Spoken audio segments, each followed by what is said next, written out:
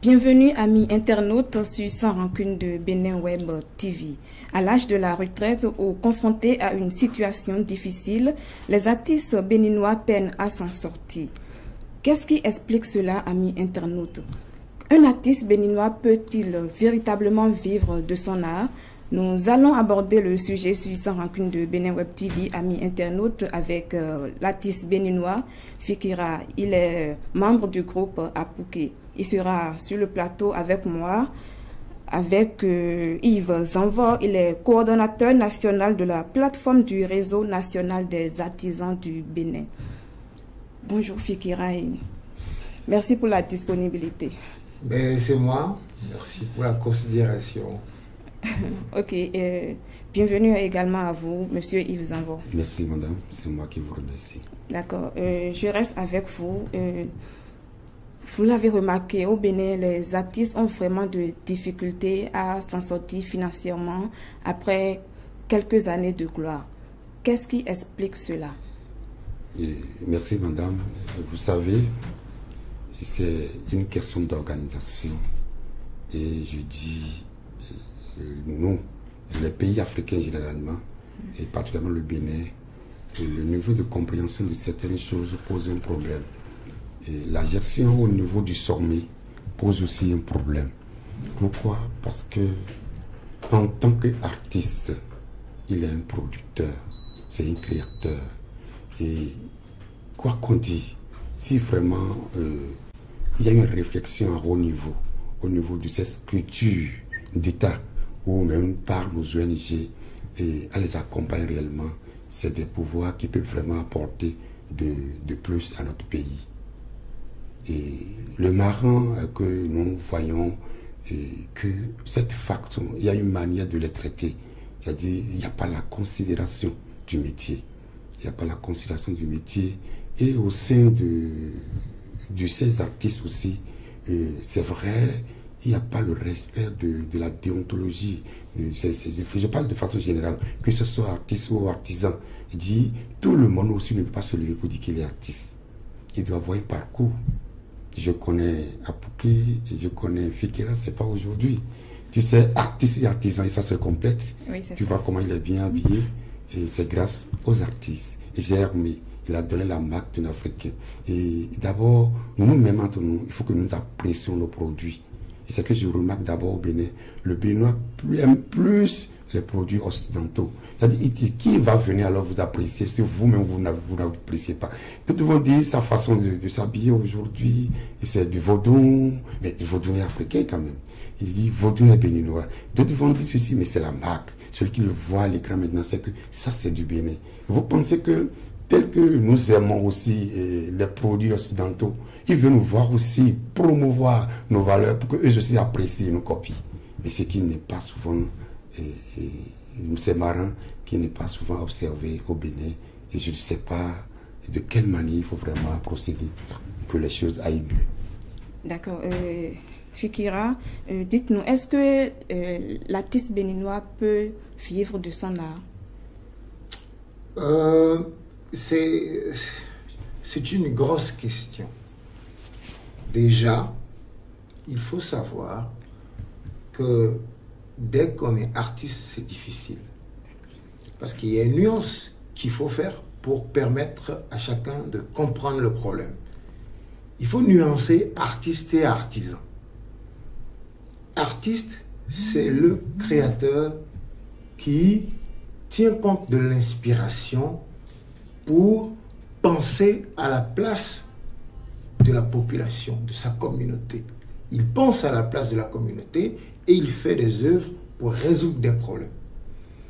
Par contre, l'artiste, l'artisan, lui, il tient compte des besoins de la communauté. L'artisan produit ce dont la communauté a besoin. Donc, c'est la communauté qui est l'inspiration de l'artisan. L'artisan fabrique des objets que la communauté a demandé, donc que la communauté pourra plus facilement consommer. Donc, dès que l'artiste, il est artisan, parce que tout artiste est artisan, mais tout artisan n'est pas artiste. C'est une question de degré de pensée, de degré on va dire, d'intellectualité. C'est-à-dire que quoi? Vous voyez, quand l'artiste, il reste artisan, il peut vivre de son art. Ok. Parce qu'il va faire des œuvres que les gens demandent. Mais dès que l'art le prend, dès qu'il est, il est phagocyté, on va dire ça comme ça, par la muse, et il devient artiste, il se comporte comme un penseur. Il a pitié même du public. Il se rend compte que le public, sa communauté, n'a pas le temps de penser. Alors il pense à la place de la communauté. Et il fait des œuvres pour résoudre les problèmes de la communauté. Et c'est souvent des œuvres que la communauté n'a pas demandées. Ça fait qu'il n'est pas vendable automatiquement. Alors il faut un système qui permettra de convaincre le public de l'utilité des artistes. Parce que le public ne s'en rend pas compte. Le public ne peut pas connaître la valeur de l'artiste. Et c'est normal. Parce qu'ils ne sont pas au courant du travail que l'artiste fait. Vous voyez la nuance? Si on fait cette nuance, on peut facilement dire que l'artiste qui s'occupe de l'aspect artisanal de son œuvre, il va vendre. Parce que si c'est un artiste chanteur, par exemple, il va faire des musiques qui plaisent aux gens. Si c'est le makossa qui est à la mode, il va faire du makossa, il va faire comme tout le monde. Il va faire des danses, il va faire tout ce que tout le monde peut consommer et il ne va jamais galérer. Mais dès qu'il est artiste, dès que la muse l'emporte, il va refuser de faire comme tout le monde. Il va devenir spécial. Il va commencer à avoir un look spécial, une façon de voir spéciale. Et Fikira est quoi dans tout ça? Moi, je pense que je suis un artiste. C'est d'ailleurs pour ça que je ne suis pas riche. Mais, je suis un artiste penseur. C'est-à-dire qu'un artiste qui s'y regarde de temps en temps et qui voit son côté artiste le rendre galéreur et qui s'éclipse, qui essaye d'entreprendre un peu et qui ne se laisse pas prendre aussi totalement par l'entreprise, parce que l'entreprise va vous enlever l'artiste que vous êtes et qui revient de temps en temps à l'artiste qu'il est. C'est une vie, je pense que c'est la vie la plus difficile, être artiste et vouloir gagner sa vie. Je ne sais pas, c'est une question compliquée, je suis conscient que mes réponses seraient compliquées, mais c'est cela. Oui, et tel que vous parlez, on a l'impression que, bon, Fikira ou bien les artistes en général galèrent au Bénin. Vous, en tant qu'artiste, comment est-ce que vous arrivez alors à vous en sortir? Ben, moi aussi, je galère. Je galère lorsque je suis dans ma peau d'artiste. Et quand la galère devient dure, je sors de ma peau d'artiste, je vais entreprendre. Moi, par exemple, c'est pas pour faire de la publicité, j'ai ma petite boîte et je fais de la com, je fais des produits de com, des supports de com, imprimerie, et tout ça, pour pouvoir survivre. Donc, à côté de la musique, Fikira a d'autres activités. À côté de l'art, Fikira essaye de se comporter comme tout le monde pour gagner de l'argent. Et il faut dire que ça tue l'art. L'art n'aime pas ça. L'art, c'est un domaine jaloux. Dès que vous êtes emporté par la muse, vous commencez à avoir pitié des gens. Vous commencez à voir le problème des gens. L'artiste, par exemple, quand il s'élève, il voit que le Béninois, en général, ne sait pas penser. Il ne sait pas, il n'a pas le temps de penser. Il est coincé dans un système de fonction ou de fonctionnariat qui l'enferme de lundi au vendredi soir. Après le week-end, il sera dans des activités, cérémonies, il fait du sport. Après le dimanche, les enfants veulent aller se promener. Après, il faut qu'il se couche vite pour ne pas être en retard le lundi. Donc toute la semaine, il n'a pas le temps de s'arrêter de penser. Il est victime d'un système qui lui fait gagner un peu d'argent. Et quand l'artiste observe ça, il se dit, mais les gens là ne pensent pas. Et comme ils ne pensent pas, qu'est-ce que je vais faire? Je vais penser à leur place. Et il rentre dans son œuvre pour penser aux gens. Quand il rentre dans son œuvre pour penser à la place des gens, qu'est-ce qui se passe? Il quitte le domaine où on l'attend. Il quitte le domaine de l'artisanat là où les gens veulent le voir. Il ne peut pas aller là-bas. Il va là où il va créer des produits pour pouvoir rendre service aux gens. Il y a un gros décalage, quoi. Un décalage de gain de sa vie. J'espère que vous comprenez, parce que je sais que c'est un sujet compliqué. Ok, Monsieur Yves Zanvor, en tant que, je vais dire, représentant donc des artisans ici sur le plateau, dites-moi, quelles sont les dispositions prises par l'ONG ADECO, puisque c'est l'ONG qui couronne donc la plateforme, bien, la plateforme donc du réseau national des artisans du Bénin. Quelles dispositions prend donc l'ONG pour sortir les artisans de la précarité? Merci madame.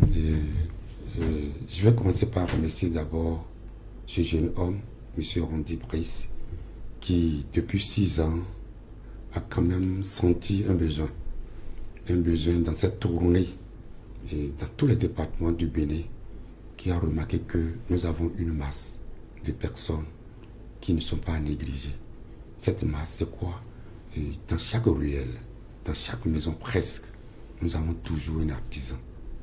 Et dans cette tournée, il s'est dit, mais toutes ces masses qui réfléchissent, qui étonnent le monde, d'autres sont dans les coins reculés de Kontounan, mais qui sort, qui réfléchit, qui produit d'énormes choses, mais on ne les connaît pas. On ne sait pas que c'est des gens qui peuvent vraiment produire pour qu'on puisse exporter et apporter un plus pour notre économie nationale, mais qui ne sont pas connus. C'est de là qu'il a créé depuis 6 ans la plateforme au sein de l'ONG. Et il a démarré d'abord comment les regrouper. Il sait que les hommes aiment rester autour des plats, de beaux plats et autres là. Il a créé un dîner de gala et tous les décembre à la salle Majesté de Cotonou. Il les met dans les bonnes conditions et on mange, on boit, on danse, on se jette. Mais et ça s'arrête là? Pardon? On mange, on non, boit. voilà, c'est là où je vais en venir. L'objectif, c'est quoi? C'est de les faire regrouper d'abord. Pour que les artisans du Nord au Sud se cohabitent, se fassent des amis. Donc, de façon concrète, déjà, le fait de créer un dîner pour eux, dit vous avez de valeur. Donnez-vous de valeur. Deuxième chose, savoir gérer votre temps. Troisième chose, ne mélangez pas vos poches avec la caisse de l'entreprise. Et quatrième chose, la formation en renforçant les capacités doit être de façon régulière. L'objectif à atteindre, c'est de conduire l'artisanat d'hier à l'industrie. D'accord. Fikira, au Bénin, il y a quand même une subvention pour les artistes. De façon concrète, est-ce que tous les artistes bénéficient de cette subvention? Je parle du Fonds des arts et de la culture. Bon, je pense que tous les artistes peuvent bénéficier. Ils peuvent. Oui. Mais ça veut dire qu'ils n'en bénéficient pas? Ça ne se distribue pas par mail. C'est pas... Ok, quelles sont donc ces exigences? C'est un mécanisme qui est là, qui est à la direction de ce fonds-là. Il y a une direction. Oui. Alors, cette direction se charge de mettre ce fonds à disposition des artistes. Donc, il faut demander, remplir certaines conditions, justifier qu'on est artiste, présenter maintenant un projet, attendre que un comité de suivi, je crois, étudie le projet et décide de sa valabilité ou pas. Donc, je pense que c'est en traversant tous ces labyrinthes-là qu'on arrive à obtenir l'aval de la direction qui veut octroyer ce fonds. Oui, sans rancune, et c'est sans rancune. Est-ce que cette subvention aide véritablement les artistes? C'est des questions compliquées que vous me posez, mais bon, on va y aller en tant qu'artiste. La subvention du FAC, est-ce qu'elle peut aider l'artiste? Oui, déjà. Parce qu'un peu d'argent, ça aide toujours. Mais est-ce que ça peut aider l'artiste à atteindre son objectif? Là, c'est compliqué. Parce qu'il faut connaître le besoin de l'artiste avant de penser l'aider en lui remettant de l'argent. L'artiste, même généralement, ne connaît pas forcément son besoin. Beaucoup d'artistes vont penser que c'est quand on va faire des œuvres, qu'on est artiste, qu'on a... Non, faire des œuvres, ce n'est qu'une première étape. Faire des œuvres. Voilà. Et après, on vous donne de l'argent pour faire des œuvres. Et après, ces œuvres-là, il va falloir les faire apprécier par des gens moins intelligents que vous. C'est un problème, hein, l'art. L'art, c'est comme la démocratie. C'est les deux domaines où les idiots jugent les génies. C'est-à-dire que l'art, l'artiste, il vient avec tout son travail, mais c'est les gens qui n'en savent rien, c'est eux qui vont juger, c'est eux qui vont décider de de la qualité du produit en applaudissant. C'est compliqué. Je veux dire, donner de l'argent à l'artiste pour faire des œuvres, c'est bon, ça lui permet d'exister, mais ça ne suffira pas pour atteindre son objectif. Parce que quand il aura fait des œuvres, il va falloir les présenter, les faire accepter, ensuite en tirer profit, c'est-à-dire les vendre. Et c'est là qu'il y a tout un mécanisme qui arrive. Le mécanisme de la promotion, de la distribution, de la production. Il y a des gens qui arrivent, qui veulent manger avec l'artiste et qui mangent souvent plus que lui, parce qu'il est naïf, parce qu'il est emporté par l'inspiration. Et vers la fin, le produit existe, il est mal vendu, et il est mal promu. Et après, le fonds d'aide lui dit, mais écoute, on vous a quand même donné quelques millions l'année passée, qu'est-ce que vous en avez fait? Bon, on a fait un produit, mais ça ne nous a réellement pas aidé, parce qu'il n'y a pas que le produit, hein? Il y a tout un système et c'est vraiment complexe. Ce n'est pas impossible d'aider l'artiste, mais je pense qu'il y a un travail, ça a besoin d'un travail de fond qu'il faut faire avec les artistes et avec ceux qui veulent les aider. Parce qu'une chose est de dire, on aide les artistes, on prononce des montants, le fonds de milliards, mais il y a de fortes chances que ça ne serve à rien de concret en matière d'objectifs. Parce qu'on va donner de l'argent à l'artiste, oui, le jour que je prends mon argent, je vais m'acheter de nouveaux vêtements. Parce que l'artiste, c'est d'abord la communication de sa personne, son image. Il va s'acheter de nouveaux vêtements, c'est un pas. Il va faire son produit. Son produit, ça peut être une chanson, ça peut être un tableau, ça peut être une exposition, ça peut être un film, ça peut être... Il va faire tout ça. C'est une avancée quand même, hein. Mais ça ne sert pratiquement à rien dans son développement parce qu'il n'aura pas atteint son objectif. Il va faire le produit et après. S'il fait le produit pour le mettre dans la main des promoteurs qui le ruinent, ou des producteurs qui lui mentent, ou des distributeurs qui n'existent pas, et il ne peut pas compter sur le bureau belge des droits d'auteur pour pouvoir accueillir ces droits. Déjà que le produit n'est pas suffisamment promu, il n'y aura pas de droits, parce que plus ça tourne, plus ça génère des droits, ainsi de suite. Bref, pour ne pas être long, on peut avoir un fonds d'aide. Ça permet d'exister, de faire exister les artistes, mais ça ne leur permet pas de fonctionner. Ça ne suffit pas pour leur permettre de faire fonctionner. Voilà. Et qu'est-ce qui peut vraiment propulser alors l'artiste? Qu'est-ce qui peut propulser l'artiste? Je pense qu'il faut lui faire confiance. Il faut lui garantir des droits. Parce que l'artiste, c'est quelqu'un qui met son intelligence au service de la population. Il fait des produits que tout le monde consomme, personne ne le paye. Et vers la fin de sa vie, il devient galéreur parce qu'on ne l'a pas rendu, le mérite de ce qu'il a fourni comme effort. Donc, il faut lui garantir des droits.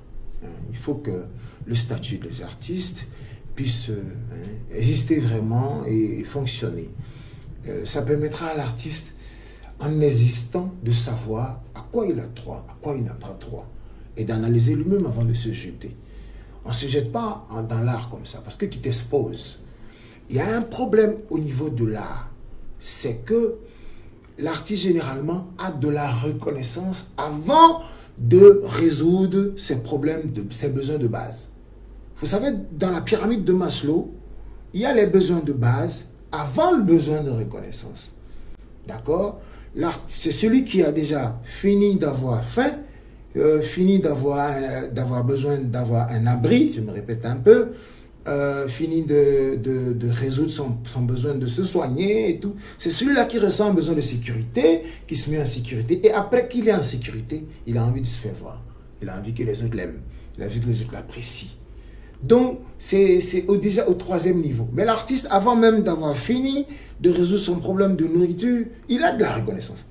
Tout homme qui saute les besoins peut devenir fou. Et ça fait partie des problèmes de l'artiste. Donc, c'est toujours pour répondre à votre question. Pour aider l'artiste, il faut le connaître. Il faut savoir qu'est-ce qu'il a, qu'est-ce qu'il ressent, comment il vit. Et ça aussi, ça fait partie. L'artiste saute ses besoins. Quelqu'un qui n'arrive pas à payer son loyer, mais quand il passe dans la rue, tout le monde le reconnaît. Donc, il résout le besoin de reconnaissance pendant qu'il n'a pas résolu le besoin de se nourrir, ou de se vêtir, ou de se loger. Il y a un conflit au niveau des besoins. Parce que ceux qui le voient et qui le reconnaissent vont penser qu'il est bien, qu'il n'a besoin de rien, parce que pour arriver à la reconnaissance, il faut avoir traversé la résolution des premiers besoins. Mais lui, il a des problèmes. Alors, il devient quelqu'un qui va bien aux yeux des gens et qui meurt au fond de lui. C'est comme ça que vous allez voir des douaniers, à la cinquantaine, à la soixantaine, ou un peu vers la fin de leur vie, ils deviennent des farfelus. Ah, ils ont eu du succès, un gros succès. Et souvent, c'est les artistes les plus talentueux qui ont ce problème. Parce que c'est eux qui quittent l'artisanat. Plus tu es talentueux, plus la muse te bouffe. Vous savez ce que c'est la muse? C'est une sorte d'inspiration d'esprit, je ne sais pas, mais qui vous emporte, et qui vous connecte, et qui vous donne de la création. Et quand vous créez, ça paraît plus humain, c'est dit, mais waouh, qu'est-ce que c'est? En même temps, cette muse vous envoie dans des niveaux. Vous avez envie d'aider le président de la République, par exemple, alors que vous n'avez pas mangé. Vous avez envie de rendre beau votre rue, alors que vous n'avez pas de maison. Vous avez envie de créer un confort pour toute personne qui est autour de vous. Vous regardez votre environnement, vous dites, mais les gens là, ils ont besoin de telles choses. Je vais leur créer ça. Toi, mais tu n'as pas mangé. Tu n'as pas encore mis tes enfants à l'école. Tu passes ton temps à résoudre le problème des autres. Ils te donnent de la reconnaissance. Et au fond, en bas ici, tu as des problèmes qui te ruinent et tu meurs. Il y a de très fortes chances que, j'ai écrit sur ma page Facebook la dernière fois, ça a étonné beaucoup de gens, mais il y a de très fortes chances que les artistes deviennent fous et qu'ils meurent en masse. Tant qu'on n'a pas pris au sérieux le problème, c'est un gros problème, il faut le prendre au sérieux. Mais c'est possible de résoudre. Nous, par exemple, on a une organisation qui s'appelle Artistes, Penseurs, Architectes de l'Histoire. C'est un club de fous, mais un club de fous un peu modéré, où on pense à nous, on pense à notre folie. Comment on peut mettre des garde-fous? Comment est-ce que l'artiste peut se vendre?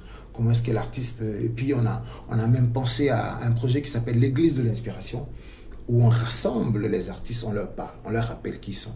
Parce que l'artiste, facilement, il oublie qui il est. Hein? Un artiste qui n'a pas d'argent, par exemple, mais qui rentre dans un bar, et le DJ joue sa musique, et tout le monde commence à le regarder, il oublie qu'il n'a pas d'argent. Et il est là dans l'émotion, et à la fin, quand il revient à comment on dit, au portail pour prendre sa moto, c'est là qu'il se rend compte qu'il n'a pas d'argent et qu'il a laissé les enfants affamés à la maison. C'est-à-dire qu'on joue sur son émotion. Et les gens savent ça. Les grands producteurs, les grands promoteurs, ils savent ça. Ils jouent sur ça pour exploiter l'artiste. Nous, alors, au niveau de l'église de l'inspiration, on a l'intention de rassembler les gens, les artistes, leur dire, toi, tu es fort, fais attention. Attends, ce que tu fumes là, ça peut te... Parce que non, presque tous les artistes sont en proie à la drogue. Vous savez pourquoi? Parce que quand la muse t'emporte dans ton univers bizarre, tu n'as plus d'amis. Les gens ne peuvent plus te comprendre. Alors tu te drogues pour te dupliquer, pour te faire des amis imaginaires, pour te faire un univers personnel à toi, pour se sentir bien. Là, tu continues de créer. En même temps, tu es confortable dans ton milieu. Et de temps en temps, quand tu descends ici chez les humains, tu les vois, ils sont des cons, tu fumes encore pour repartir là-bas. Mais ça te ruine, ça te bousille les poumons, ça te fait des trous dans le cerveau. Et finalement... Donc, je veux dire que la solution est possible. Que les gens nous fassent confiance, que les gens collent la paix aux artistes. Je dis ça une fois sur Bénin Web, que les gens collent la paix aux artistes. Les managers ou les producteurs, les managers, les pseudo-managers, les producteurs, c'est les gens qui ruinent les artistes. Et c'est leur faute, déjà. Parce qu'ils viennent blaguer l'artiste avec des discours, et c'est que l'artiste est sensible. Tout créateur est sensible. Dès que la muse t'emporte, même si tu es photographe, une photo que tu dois faire très normalement, tu vas commencer à voir ça autrement. Tu regardes et non, attends, je vais créer. Tu vois un nom, une ombre, tu vois quelque chose, tu vois des choses qui ne sont pas ordinaires. C'est ça la création. Et quand tu es comme ça, tu es fragile. Quand quelqu'un te dit tu es beau, tu fonds comme du beurre de karité. Parce que tu n'as plus tes garde-fous. Tu ne peux plus te méfier, tu ne peux plus faire attention. C'est ça que l'artiste est vulnérable. Et je dis que ces gens-là arrêtent d'exploiter l'artiste. Si vous n'êtes pas amoureux d'un artiste, n'allez pas vers lui. Pour être manager d'un artiste, il faut l'aider, il faut l'aimer. Il faut l'aimer comme un bébé. C'est un vrai bébé. Dès qu'il rentre en inspiration, il devient un vrai bébé. Vous allez voir, c'est ça qu'on appelle la transe. Quand un bon danseur, quand il commence à danser, il n'est plus là. Son cerveau s'arrête et autre chose se connecte. Et il commence à faire des schémas très beaux. C'est pour vous qu'il fait ça. C'est pour vous qu'il se ruine. C'est pour vous qu'il arrête de réfléchir. Et en même temps, vos cousins, managers ou producteurs profitent de sa vulnérabilité pour lui dire n'importe quoi, pour l'emporter, pour l'amener dans les salles, l'exploiter. Après, il n'y a plus de brillance et on le laisse tomber. Il devient comme une peau d'orange qu'on a fini de succès, on jette. Il faut que ça s'arrête. Deuxième étape, il faut que les autorités nous fassent confiance. Les artistes sont des créateurs. Et les créateurs, ça rend beau l'univers. Vous allez voir, il y a eu un festival tout récemment où le long de la clôture de la gare, en une journée ou deux, ça devient extraordinaire. C'est ça l'art. Ils sont en technique des couleurs. Les photographes, ils peuvent faire des photos inimaginables. Les peintres, ils peuvent faire des choses inimaginables. Les couturiers stylistes, ils peuvent créer des tenues pas possibles. Aujourd'hui, on a un problème en Afrique, d'avoir notre propre style. Nos autorités sont obligées de mettre veste, cravate. Ça, c'est les artistes qui peuvent faire ce travail. Faites-nous confiance. aidez-nous, garantissez-nous nos droits. C'est ça d'abord, garantir les droits. Hein, que ce soit les droits d'auteur, ou il faut réfléchir même à d'autres droits. Parce que quelqu'un a fait une publication la dernière fois au sujet d'un ancien bosseur, je crois que c'est Sado, j'ai oublié son nom. Hein, il était 7 fois champion d'Afrique, et maintenant il n'a pas de travail, il galère. Et ça, ce n'est qu'un petit cas parmi les nombreux cas. Il y a des gros cas. Hein, il y a des gros cas, et il y en a qui sont morts, il y en a qui ont disparu, on ne les voit plus, personne n'en parle, quelques publications sur Facebook, ça ne suffira pas. Quelque chose est possible, faites-nous confiance. Je pense que s'il y a des organisations qui voudraient aider les artistes, nous, à notre niveau, on peut venir contribuer, si les autorités aussi veulent réfléchir, hein, pourquoi pas ne pas faire une assise, dire quel est le problème de l'artiste. Moi, si on me pose cette question, je peux parler toute une journée. Hein, parce que j'ai eu à réfléchir à ça pendant 20 ans. Et depuis 20 ans, c'est-à-dire que quand on avait commencé à faire la musique, on a commencé à remarquer que ça ne marche pas. On n'a pas d'argent, qu'est-ce qui se passe? Tout le monde nous connaît, mais nous, on gagne rien. On a réfléchi 20 ans. Bon, je ne dis pas que c'est moi. Certains artistes sont à la recherche de la célébrité. Uniquement? Ils ne cherchent pas forcément... J'en connais pas. J'en connais pas. Même les gaïmans qui veulent utiliser l'art, par exemple, pour se faire une meilleure posture, une meilleure image, c'est une sorte de blanchiment, eux aussi, ils ont besoin d'argent. Oui, parce que quand tu deviens artiste, et quand la muse t'emporte, même si tu t'es gaïman, tu ne pourras plus être gaïman. Parce que tu deviens conseiller des autres. Tu commences à penser à la place des autres. Tu te dis, non, attention, ce que je fais, c'est pas bon. Un artiste, il est très religieux, surtout quand la muse l'emporte. Nous sommes donc à la fin de cette émission. C'était Sans Rancune et j'ai remarqué qu'il y avait de l'émotion, surtout des deux côtés. Je retiens donc de cette émission qu'il est possible de résoudre le problème, que les artistes sont capables de vivre de leur art. Il faut juste faire confiance à l'artiste, lui garantir des droits et surtout, il faut que l'artiste arrive à identifier ses besoins. C'était ça. Amis internautes, c'est la fin de cette émission. Merci de nous avoir suivis et au revoir.